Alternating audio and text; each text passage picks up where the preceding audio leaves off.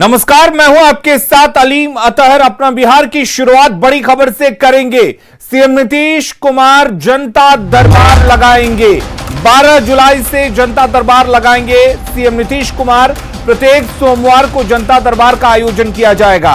कोविड-19 protocol का सख्ती से पालन होगा।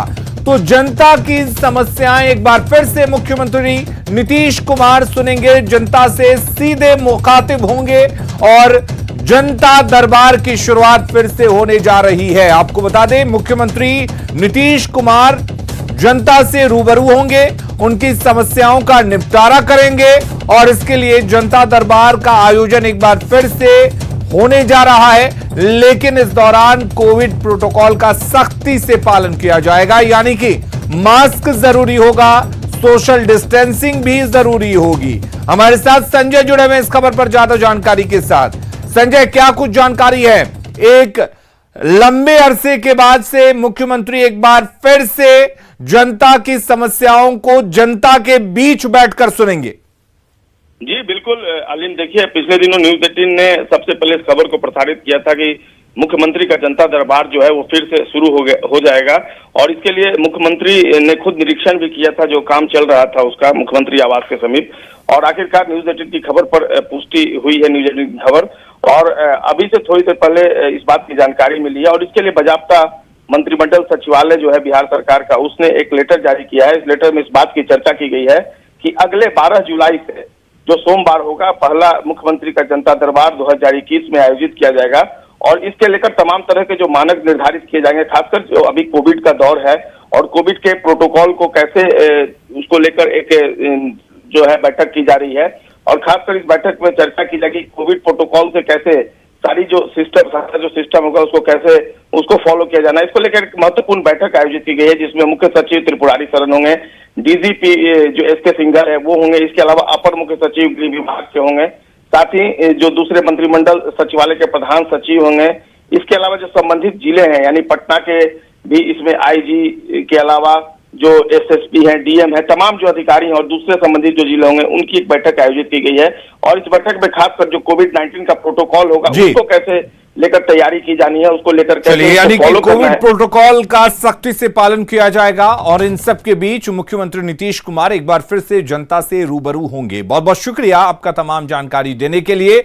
मोदी कैबिनेट में इस बार किसको जगह मिलेगी? बिहार से कई नाम चर्चा में हैं, लेकिन फाइनल नाम के लिए इंतजार बाकी है।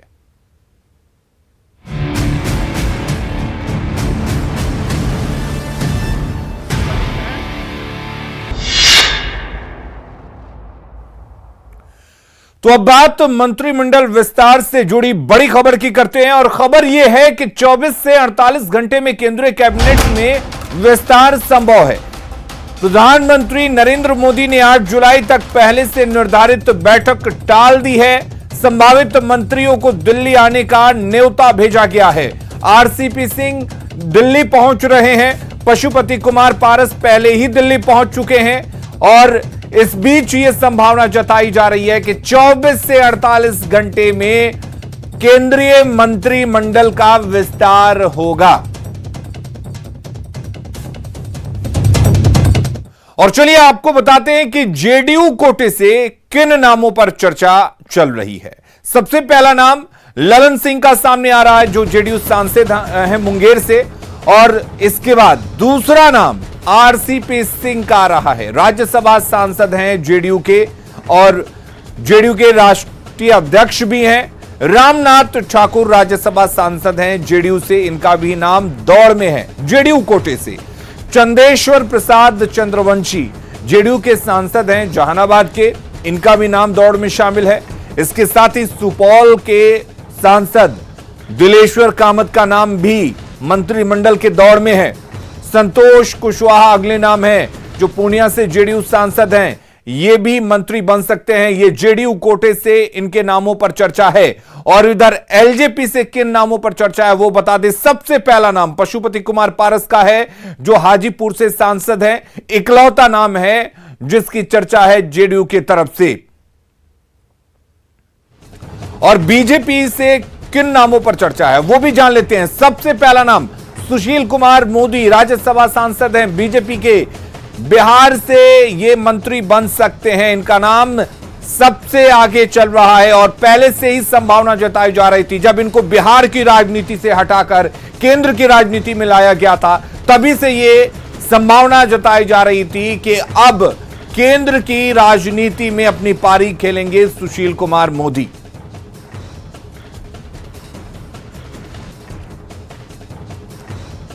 और चलिए इस पर ज्यादा बातचीत के लिए हमारे साथ हमारे सहयोगी जुड़े हुए अमितेश कुमार हमारे साथ इस वक्त दिल्ली से जुड़े हुए हैं, दिवाकर हमारे साथ ब्यूरो चीफ पटना से इस वक्त जुड़े हुए हैं। सबसे पहले अमितेश, आपसे जानना चाहेंगे किन किन नामों की चर्चा है बिहार से और कब तक माना जाए कि मंत्रिमंडल का विस्तार संभव है? देखिए, 1 से 2 दिन के भीतर मंत्रिमंडल का विस्तार होने की पूरी संभावना है। सब कुछ हो चुका है। अभी आपने कुछ देर पहले देखा जो राष्ट्रपति भवन से जो प्रेस रिलीज आई, उसमें साफ तौर पे कहा गया था, जिस तरह से गवर्नर का जो अपॉइंटमेंट हुआ है, थावर चंद गहलोत जो कि केंद्र में मंत्री थे, उनको गवर्नर कर्नाटक का बनाया गया है। इससे बिल्कुल साफ है कि धीरे धीरे जो पूरी जो कवायद है लगभग पूरी हो गई है। तमाम मुद्दों पर चर्चा हो गई है, सभी नामों पर चर्चा हो गई है। अब सिर्फ अब मैटर ऑफ टाइम है, यानी कब होगा। तो माना जा रहा है 24 से 48 घंटे के भीतर मंत्रिमंडल विस्तार होगा। कल दिन में 11 बजे कैबिनेट की बैठक है। उस बैठक के बाद इस बात की संभावना जताई जा रही है कि कल शाम या फिर परसों 8 जुलाई को मंत्रिमंडल का विस्तार हो सकता है। खासतौर से बिहार के संदर्भ में अगर हम चर्चा करें तो बिहार से सबसे बड़ा नाम, सबसे पहला नाम जो सामने आ रहा है सुशील मोदी का। बीजेपी कोटे से उनका नाम सामने चल रहा है कि सुशील मोदी कैबिनेट मंत्री बन सकते हैं इस मोदी मंत्रिमंडल में जो रिशफल हो रहा है उसमें। चूंकि लगातार 15 साल तक उन्होंने बिहार में काम किया है, डिप्टी सीएम के पद पर लगातार रहे नीतीश कुमार के साथ, लेकिन जब उनको डिप्टी सीएम के पद से हटाया गया, दूसरे लोगों को मौका दिया गया, उसके बाद से इस बात की चर्चा है कि सुशील मोदी को जब राज्यसभा सांसद बनाया गया, तभी से चर्चा है कि सुशील मोदी को कैबिनेट में बड़ी जगह, बड़ी जिम्मेदारी मिलेगी।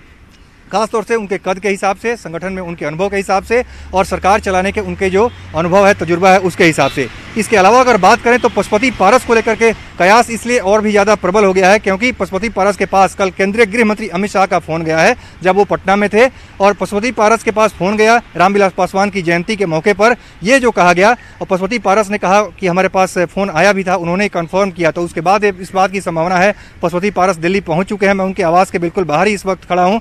पशुपति पारस अपने लोगों से बातचीत कर रहे हैं, जो उनकी पार्टी के जो नेता हैं, उनके करीबी हैं, सहयोगी हैं, उनसे विचार विमर्श कर रहे हैं। तो पशुपति पारस के कैबिनेट मंत्री बनने की संभावना प्रबल हो गई है एलजेपी कोटे से। दूसरी अगर बात करें तो जेडीयू को लेकर के खास चर्चा है। जेडीयू में 2 नाम सबसे जो बड़े नाम हैं, आरसीपी सिंह राष्ट्रीय अध्यक्ष और ललन सिंह जो कि सांसद हैं, लोकसभा के सांसद हैं। तो दोनों के नाम की चर्चा है। माना जा रहा है कि दोनों को मंत्री बनाया जा सकता है। चूंकि इसमें नीतीश कुमार के लिए चूज करना काफ़ी मुश्किल होगा। तो अगर 2 ही लोग मंत्री बनते हैं जेडीयू कोटे से तो शायद आरसीपी सिंह, ललन सिंह ही मंत्री बन जाएं, लेकिन जेडीयू के कोटे से मंत्रियों की संख्या अगर बढ़ती है तो उसमें कई और सारे नाम हैं। अति पिछड़ा समुदाय से रामनाथ ठाकुर हैं, चंद्रवंशी हैं। कुल मिलाकर ये तमाम नाम हैं जिसको हमने दिखाया अभी तस्वीरों के साथ। हमारे साथ दिवाकर भी जुड़े हुए हैं इस वक्त पटना से। दिवाकर, अगर बात करें आरसीपी सिंह की, बात करें पशुपति कुमार पारस की, तो सभी दिल्ली में कैंप कर रहे हैं, लेकिन मंत्रिमंडल विस्तार को लेकर बिहार के सियासी गलियारों में क्या कुछ चर्चा है?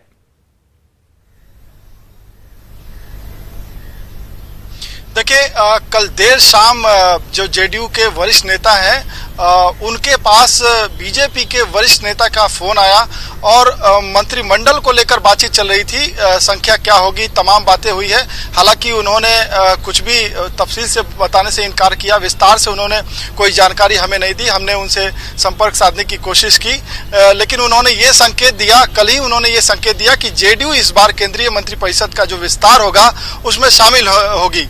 मैं आपको बता दूं कि जो जेडीयू के प्रदेश अध्यक्ष हैं, बिहार प्रदेश अध्यक्ष हैं उमेश कुशवाहा, उन्होंने भी साफ कर दिया है, उन्होंने ऑन रिकॉर्ड ये कहा है कि जेडीयू शामिल होगी।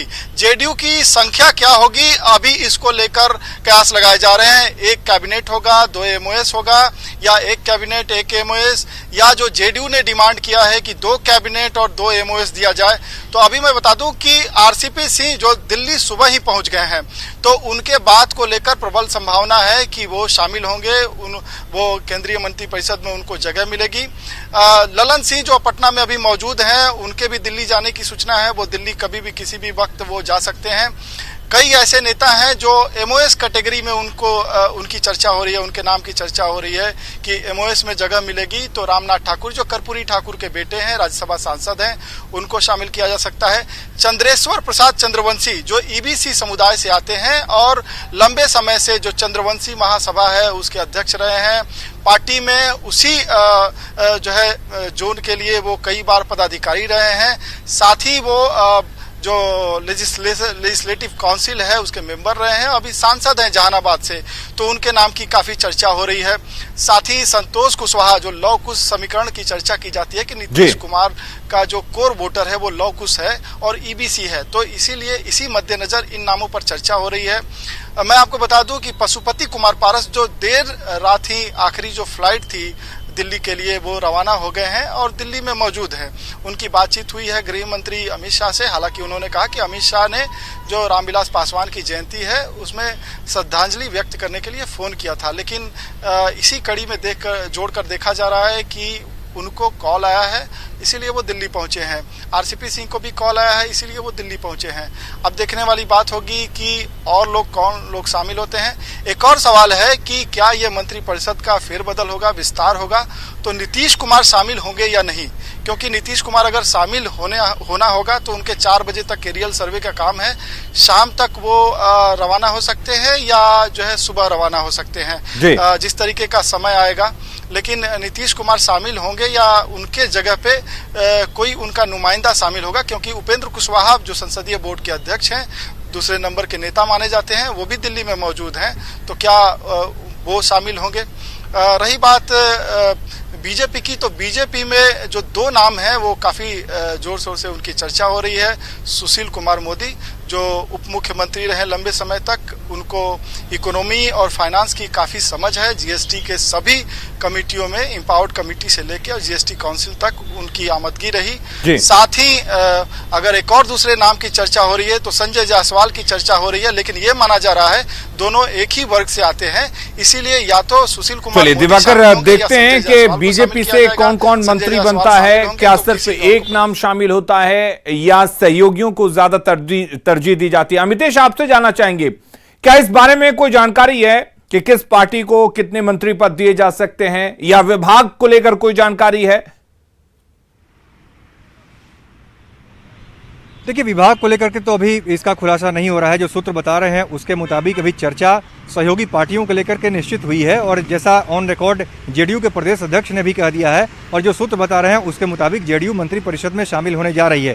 खासतौर से बीजेपी की तरफ से भी इस बात की कोशिश थी कि जेडीयू मंत्रिपरिषद में शामिल हो। इसका कारण है कि जो 2 सहयोगी हैं, पहले शिवसेना रही या शिरोमणि अकाली दल, दोनों अलग हो चुके हैं इस वक्त बीजेपी से, केंद्र की एनडीए सरकार से। दोनों के एक मंत्री थे, दोनों अलग हो चुके हैं। तो उस सिचुएशन में अगर सहयोगी दलों के नाम पर देखें तो केवल आरपीआई के नेता रामदास अठावले ही एनडीए के हैं, जो कि बीजेपी के बाहर दूसरे सहयोगी पार्टी के नेता हैं, जो कि मंत्री हैं केंद्र में। इसलिए बीजेपी भी चाहती थी एक बेहतर मैसेज देने के लिए कि जेडीयू को मंत्रिपरिषद में शामिल किया जाए। यही वजह है कि लगातार चर्चा होती रही, कल देर रात तक चर्चा होती रही, और उसके बाद जो सूत्र बता रहे हैं उसके मुताबिक जेडीयू के मंत्रिमंडल में शामिल होने का रास्ता बिल्कुल साफ हो गया है। जी, अब इसमें देखना है कि कितने मंत्री बनते हैं, क्योंकि आरसीपी सिंह दिल्ली पहुंच गए हैं, आज सुबह 11 बजे पहुंच गए हैं, अपने आवास पर मौजूद हैं। पशुपति पारस पहले से दिल्ली में हैं, तो ये संभावना लग रही है कि आरसीपी सिंह मंत्री बनेंगे।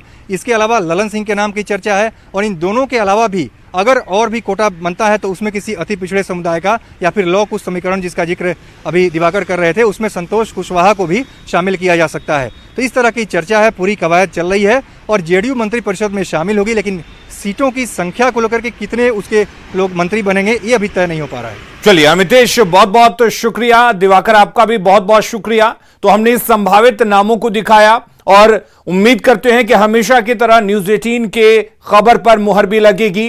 कितने मंत्री किस पार्टी के बनेंगे यह भी सबसे पहले हम ही आपको जानकारी देंगे। विभागों का जैसे ही बंटवारा होगा वो भी सबसे पहले हम आपको जानकारी देंगे। अब बात कांग्रेस की करते हैं। कल यानी 7 जुलाई को राहुल गांधी बिहार कांग्रेस के सभी विधायक और विधान पार्षद से मुलाकात करेंगे। इसके लिए आज पटना से प्रदेश कांग्रेस अध्यक्ष मदन मोहन झा और पार्टी के एमएलसी प्रेमचंद्र मिश्रा दिल्ली रवाना हो गए।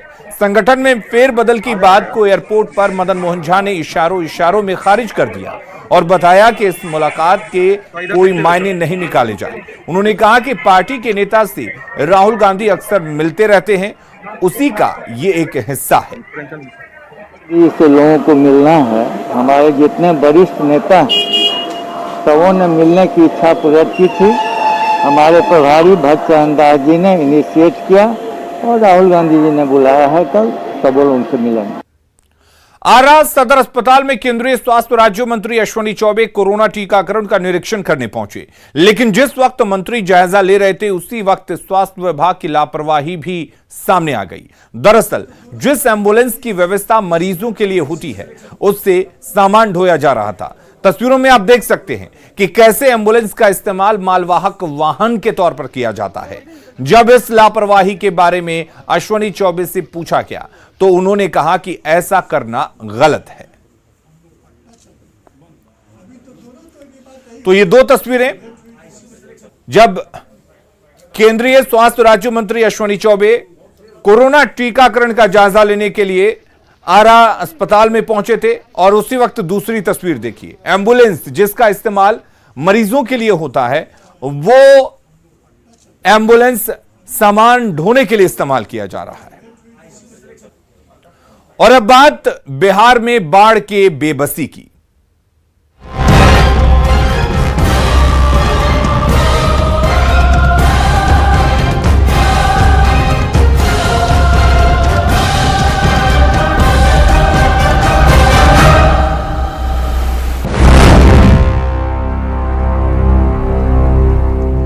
तो बाढ़ के बीच जिंदगी बेबस है, और आपको अब दिखाते हैं कि बिहार में कौन सी नदी किस जिले में तबाही मचा रही है। आप ये देख सकते हैं पश्चिम चंपारण में गंडक और सिकरहना नदी तबाही मचा रही हैं। वहीं पूर्वी चंपारण की बात करें तो बूढ़ी गंडक और गंडक नदी यहां तबाही मचा रही है। गोपालगंज को देखिए, गोपालगंज में गंडक तबाही मचा रही है, सारण में गंडक का प्रलय जारी है, शिवहर में बागमती नदी का प्रलय सामने आ रहा है, सीतामढ़ी में भी बागमती नदी कहर बरपा रही है, मुजफ्फरपुर में बूढ़ी गंडक और बागमती नदी का जल तांडव जारी है, दरभंगा में बागमती और कमला नदियां जो हैं वो तांडव मचा रही हैं, मधुबनी में कमला, सुपौल में कोसी नदी ने तबाही मचा दी है। और वहीं बाढ़ प्रभावित इलाके के सर्वेक्षण के लिए सीएम नीतीश कुमार निकल चुके हैं। सीएम आज पहले चरण में बेतिया और मोतिहारी के बाढ़ग्रस्त इलाके का सर्वेक्षण कर रहे हैं। वहीं दूसरे चरण में आज ही सीतामढ़ी और मुजफ्फरपुर के बाढ़ग्रस्त इलाके का एरियल सर्वे भी करेंगे। एरियल सर्वे के दौरान सीएम तटबंध और बाढ़ प्रभावित लोगों की स्थिति को देखेंगे। सीएम के साथ जल संसाधन मंत्री संजय झा भी सर्वेक्षण के लिए निकले हुए हैं।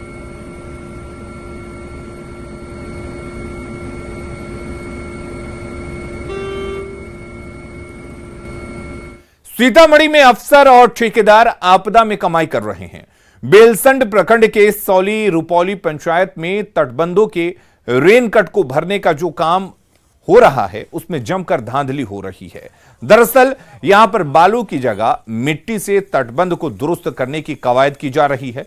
इतना ही नहीं, भराई के नाम पर खानापूर्ति की जा रही है, जिससे लोगों में नाराजगी है। साथ ही यह भी डर सता रहा है कि कभी भी ये तटबंध टूट सकता है। काम जो है से कि 2 नंबर का काम चल रहा है। जहाँ बालू गिराना था वहाँ मिट्टी गिराया है। हाँ, पिछले साल भी हम काम कराए थे। हाँ, जिसके कारण माटी को वजह से जो है से कि डिस्टर्ब कर दिया गया। हाँ, और की बार जो है से कि जब माटी गिरा है तो इस बार कहाँ है जो है से कि इंजीनियर चाहे अति कहाँ है। हमको जो कहेंगे वही न करेंगे, हम लोग तो मजदूर हैं, जो कह रहे हैं वही कर रहे हैं। ठेकेदार का निर्देश है जी। दरभंगा में कमला बालान नदी उफान पर है, जिसकी वजह से बाढ़ का पानी नए इलाके में फैलने लगा है। घनश्यामपुर प्रखंड के रसियारी गांव का 2 मंजिला राजकीय मध्य विद्यालय पूरी तरह से पानी से घिर गया है। स्कूल के ग्राउंड फ्लोर पूरी तरह से पानी में डूब चुका है। जितनी तेजी से बाढ़ का पानी गांव में घुस रहा है उससे गांव वाले दहशत में हैं। हालांकि जल संसाधन मंत्री संजय झा ने कहा कि विभाग पूरी तरह से अलर्ट है, तटबंध को कोई नुकसान ना हो, इस पर विभाग का फोकस है। जहाँ की तक स्थिति है, जून महीना में 300% रेनफॉल हुआ है, जो नॉर्मल से ज़्यादा 300%, जो कभी कोई सोचता नहीं था। गंडक में जहाँ से ये आते हैं, पिछले 5 साल में 50,000 क्यूसेक पानी 15, 17, 18 जून को रहता था और 4,12,000 क्यूसेक पानी आ गया उस समय। तो एक्सेसिव रेन है, जो बता रहे हैं कि नेपाल में इशू है। हम लोग की तैयारी पूरी है। भारी बारिश और पहाड़ी नदियों में उफान से पूर्वी चंपारण में जनजीवन बुरी तरह से प्रभावित हुआ है। बंजरिया प्रखंड कार्यालय समेत सभी सरकारी कार्यालयों में पानी भर गया है। बाढ़ प्रभावित गांवों में अब तक किसी तक मदद नहीं पहुंची है। बंजरिया प्रखंड के लोगों के सिर्फ नाव ही एक सहारा है। नाव चालक लोगों की मजबूरी का फायदा उठा रहे हैं और ज्यादा भाड़ा वसूल रहे हैं।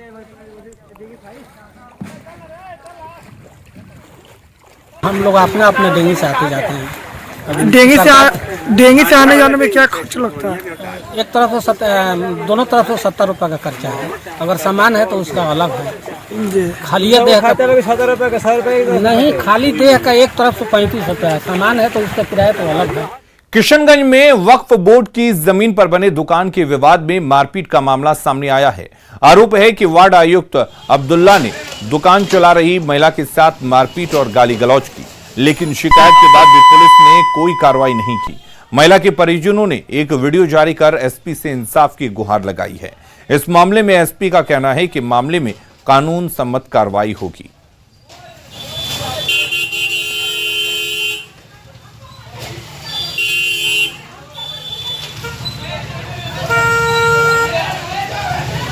गंदा गाली देना शुरू कर दिया और देते वो क्या सारा सामान मेरा उठा कर फेंक दिया। हम रोकने का कोशिश किए तो हमको गला दाब के मारने का कोशिश किया। गया में एक चोर की करतूत सीसीटीवी में रिकॉर्ड हो गई। मानपुर के भुसुंडा मोहल्ले में एक चोर बांस के जरिए बल्ब की चोरी कर रहा है। दरअसल बांस के ऊपरी हिस्से में हल्का गड्ढा जैसा कर दिया जाता है, फिर उस हिस्से को बल्ब में घुसाया जाता है और फिर थोड़ा मूवमेंट कराकर बल्ब निकाल लिया जाता है। तस्वीरों में आप देख सकते हैं कि कैसे बेखौफ होकर चोर चोरी कर रहा है। और अपना बिहार के इस बुलेटिन में फिलहाल के लिए इतना ही, लेकिन आगे देखिए झारखंड की खबरें। जोहार झारखंड।